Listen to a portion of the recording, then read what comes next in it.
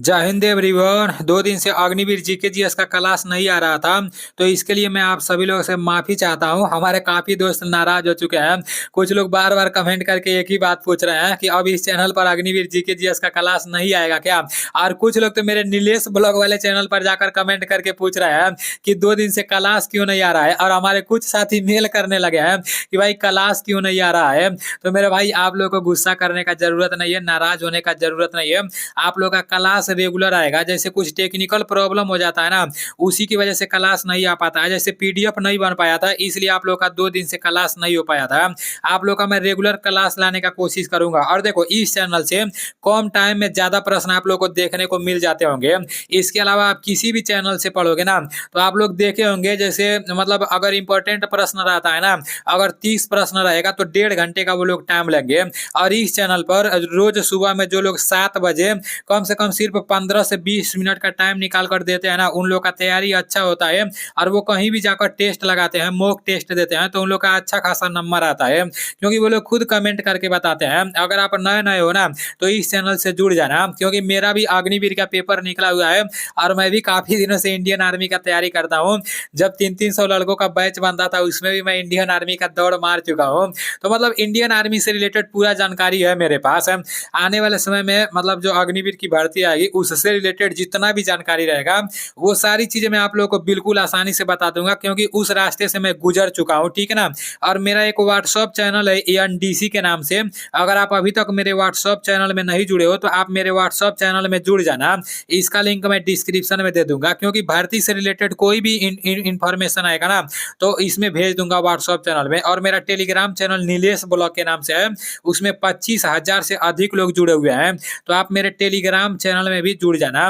WhatsApp channel का link और Telegram channel का लिंक, दोनों का लिंक मैं डिस्क्रिप्शन में दे दूंगा। ठीक है ना। और आप लोग अपना तैयारी बेहतर तरीके से करते रहो। और जैसे अपने प्रश्न की तरफ बढ़ने से पहले एक बात और मैं आप लोग को बता दे रहा हूँ। 5 राज्यों में जो चुनाव हुआ है ना, 3 राज्यों में बीजेपी का सरकार बना है, मैं आप लोग को बता चुका हूँ। और एक राज्य में कांग्रेस का और एक में आम आदमी पार्टी का।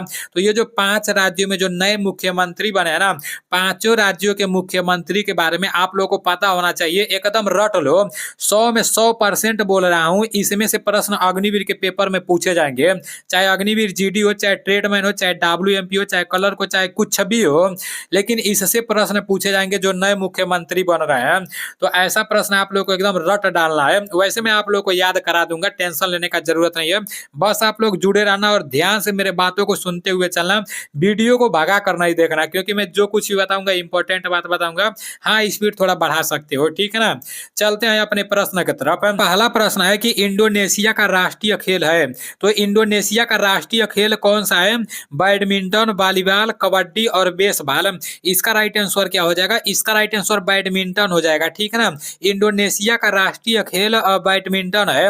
अभी देखो, आप लोग को सिर्फ ध्यान से मेरे बातों को सुनते हुए चलना है। अगर आप लोग ध्यान से मेरे बातों को सुनते हुए चलोगे और मैं आप लोग को जो भी बता रहा हूँ इसको कॉपी में लिखते हुए चलोगे ना, तो 100% गारंटी के साथ बोल रहा हूँ, आने वाले समय में जब अग्निवीर का पेपर होगा ना, उस टाइम आप लोगों को बहुत कुछ पता हो गया रहेगा।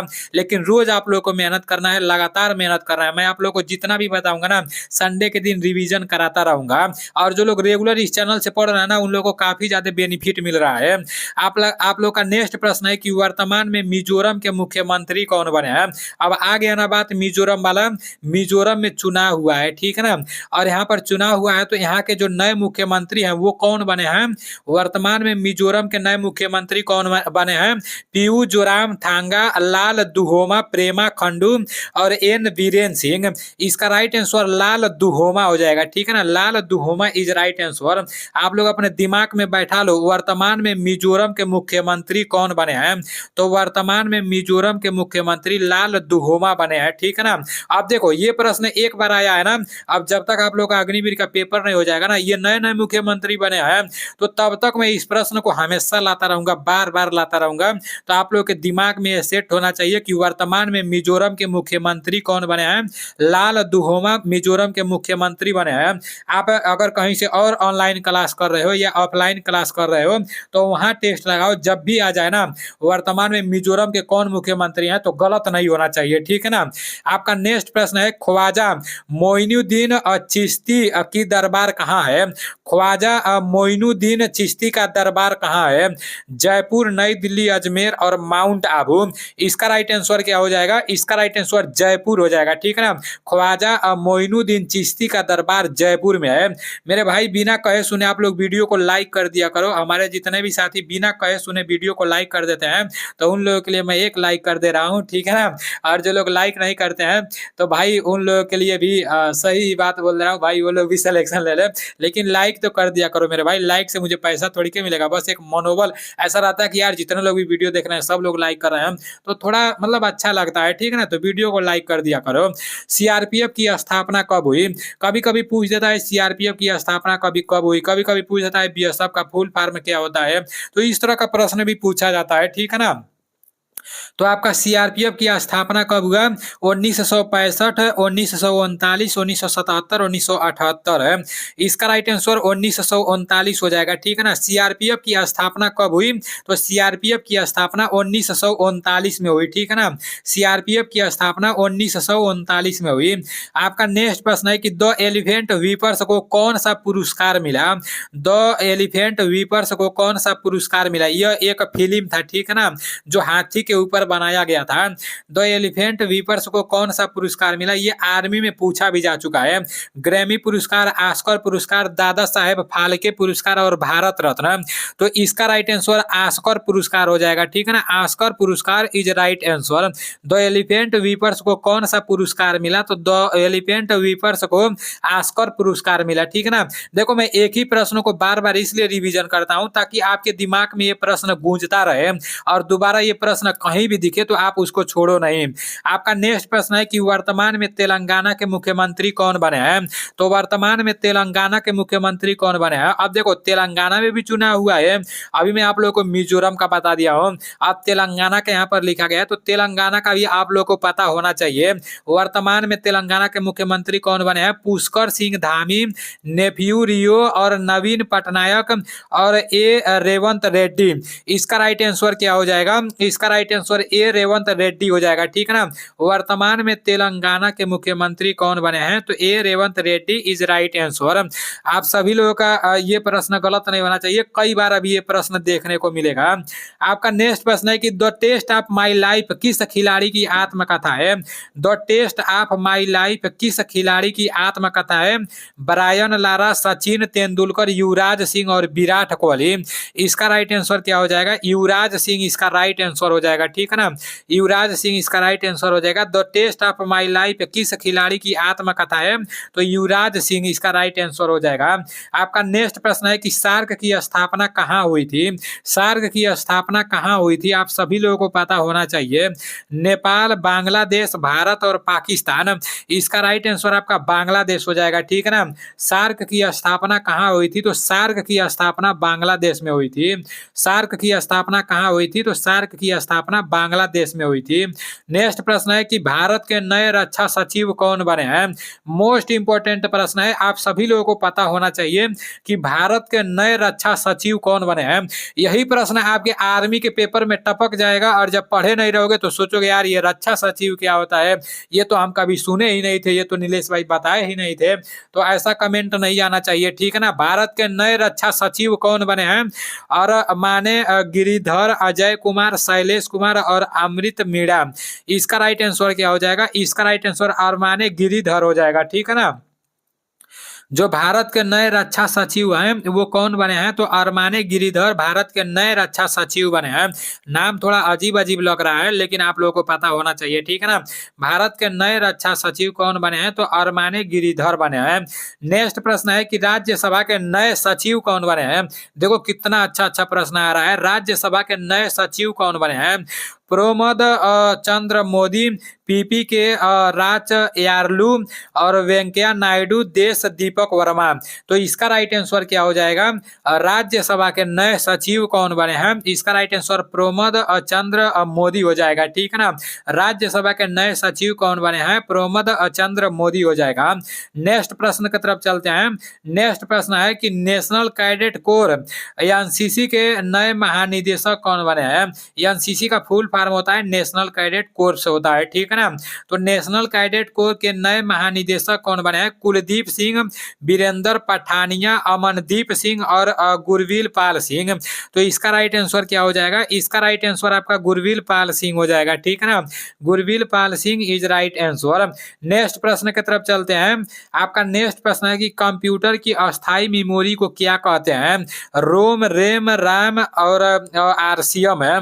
तो इसका राइट आंसर क्या हो जाएगा? इसका राइट आंसर रोम हो जाएगा, ठीक है ना। रोम इज राइट आंसर। नेक्स्ट प्रश्न की तरफ चलते हैं। आपका नेक्स्ट प्रश्न है कि भारत के नए मुख्य आर्थिक सलाहकार कौन बने हैं? वी अनंत नागेश्वरन, वेणुगोपाल शिवन और अजय त्यागी, इनमें से कोई नहीं। इसका राइट आंसर क्या हो जाएगा? भारत के नए मुख्य आर्थिक सलाहकार कौन बने हैं? पूरा प्रश्न आप लोग के कॉपी में लिखा हुआ होना चाहिए, क्योंकि संडे के दिन दोबारा रिवीजन कराऊंगा, फिर कई बार इन सब प्रश्नों को मैं लाऊंगा। तो ये आप लोग को अभी पहला बार जब देखोगे ना तो थोड़ा थोड़ा आटपटा लगेगा, पहला बार में किसी को याद नहीं होता है, लेकिन धीरे धीरे याद हो जाएगा। भारत के नए मुख्य आर्थिक सलाहकार कौन बने हैं? इसका राइट आंसर आपका हो जाएगा वी अनंत और नागेश्वरन, ठीक है ना। नेक्स्ट प्रश्न की तरफ चलते हैं। आपका नेक्स्ट प्रश्न है कि महात्मा बुद्ध ने अपना पहला उपदेश कहाँ दिया था? तो महात्मा बुद्ध ने अपना पहला उपदेश कहाँ दिया था? ये तो नॉर्मल प्रश्न है, ये सभी लोगों को पता होना चाहिए, ठीक है ना। सारनाथ, लुम्बिनी, बोध गया और कपिल वस्तु। इसका राइट आंसर आपका सारनाथ हो जाएगा, ठीक है ना। महात्मा बुद्ध ने अपना पहला उपदेश कहाँ दिया था? तो सारनाथ में दिया था। Sarnath is right answer. Next प्रश्न की तरफ चलते हैं। आपका नेक्स्ट प्रश्न है कि हैदराबाद किस नदी के किनारे स्थित है? हैदराबाद किस नदी के किनारे स्थित है? गोदावरी, कृष्णा और मूसी और शिप्रा। कई बार मैं आप लोगों को बता चुका हूँ, ये हैदराबाद जो है मूसी नदी के किनारे स्थित है, ठीक है ना। अभी आप लोग के सामान्य ज्ञान के 15 प्रश्न समाप्त हो चुके हैं।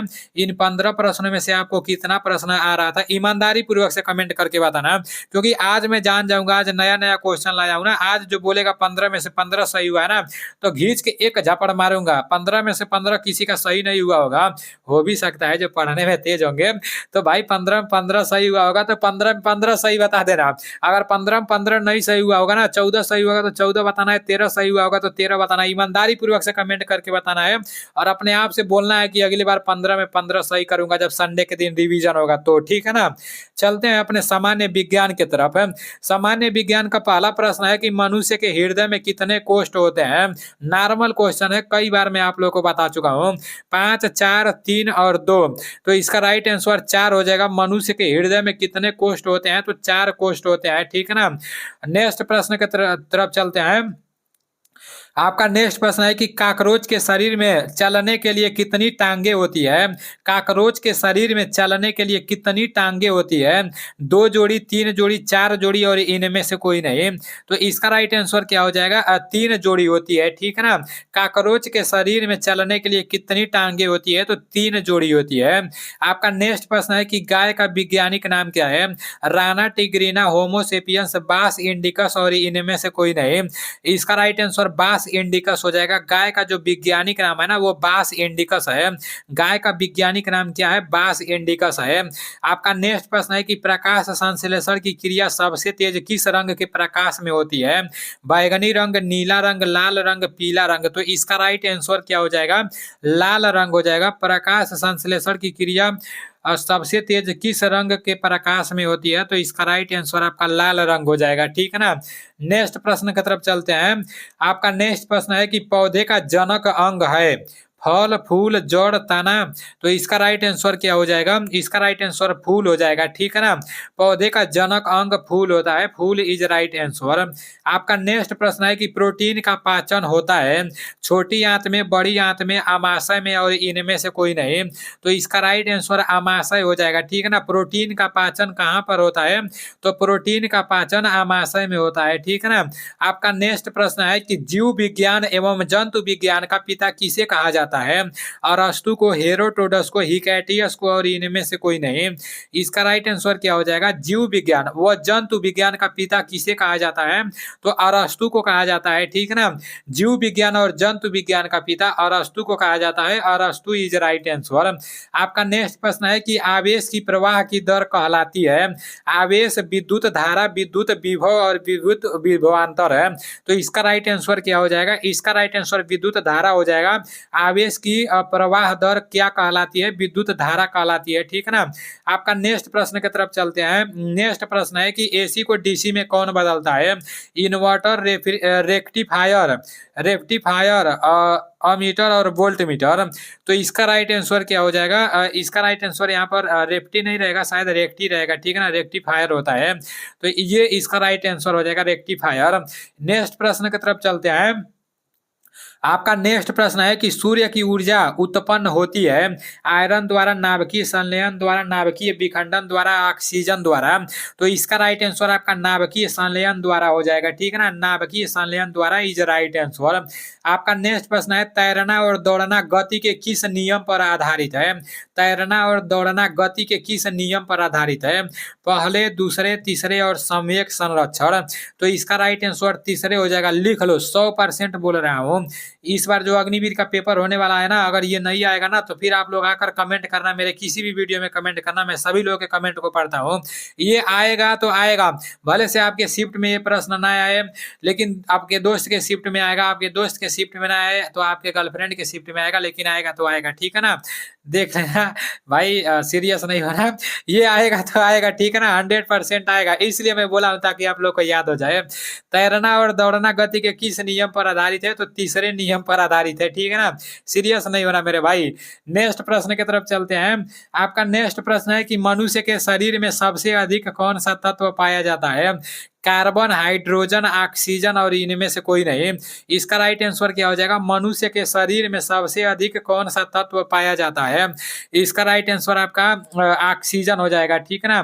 मनुष्य के शरीर में सबसे अधिक कौन सा तत्व पाया जाता है? तो ऑक्सीजन पाया जाता है। दिमाग में बैठा लो, चाहे पेपर में पूछा जाए चाहे नहीं पूछा जाए, आप सभी लोगों को पता होना चाहिए कि आपके शरीर में सबसे अधिक तत्व कौन सा पाया जाता है? तो ऑक्सीजन पाया जाता है, ठीक है ना। नेक्स्ट प्रश्न की तरफ चलते हैं। आपका नेक्स्ट प्रश्न है कि ठोस कपूर से वाष्प बनने की क्रिया को क्या कहते हैं? वाष्पीकरण, हिमीकरण, पिघलना और ऊर्ध्वपातन। इसका राइट आंसर आपका ऊर्ध्वपातन हो जाएगा। ठोस कपूर से वाष्प बनने की क्रिया को ऊर्ध्वपातन कहते हैं। आपका नेक्स्ट प्रश्न है। नेक्स्ट प्रश्न है कि जंग लगने पर लोहे का भार क्या होता है? बढ़ता है, घटता है, कोई परिवर्तन नहीं होता है, इनमें से कोई नहीं। इसका राइट आंसर क्या हो जाएगा? इसका राइट आंसर बढ़ता है हो जाएगा। जंग लगने पर लोहे का भार बढ़ता है, ठीक है ना। जंग लगने पर लोहे का भार बढ़ता है। आपका नेक्स्ट प्रश्न है नीला थोथा है copper sulphate, calcium sulphate, iron sulphate, sodium sulphate. तो नीला थोथा एक कॉपर सल्फेट है, copper sulphate is right answer. अभी आप लोगों के 30 प्रश्न समाप्त हो चुके हैं। इन 30 प्रश्नों में से आपका कितना प्रश्न सही हुआ है ईमानदारी पूर्वक से कमेंट करके बताना। और आज का क्लास आप लोगों को कैसा लगा है ये भी बताना है। आप लोग फीडबैक दोगे तभी ना हम जुनून से पढ़ाएंगे, तभी ना आप लोग के सामने नया नया क्वेश्चन लाएंगे, बढ़िया वाला क्वेश्चन लाएंगे और पूरा फुर्ती से पढ़ाएंगे। जब फीडबैक नहीं दोगे तो भाई आराम से बोलेंगे कि इस तरह से नीला थोथा है, कॉपर सल्फेट, कैल्शियम सल्फेट। मजा आ रहा है? बिल्कुल भी नहीं आ रहा है तो कमेंट करना, ठीक है ना। कमेंट करोगे तो थोड़ा मनोबल बढ़ेगा। तो मिलते हैं अगले वीडियो में। जय हिंद, वंदे मातरम।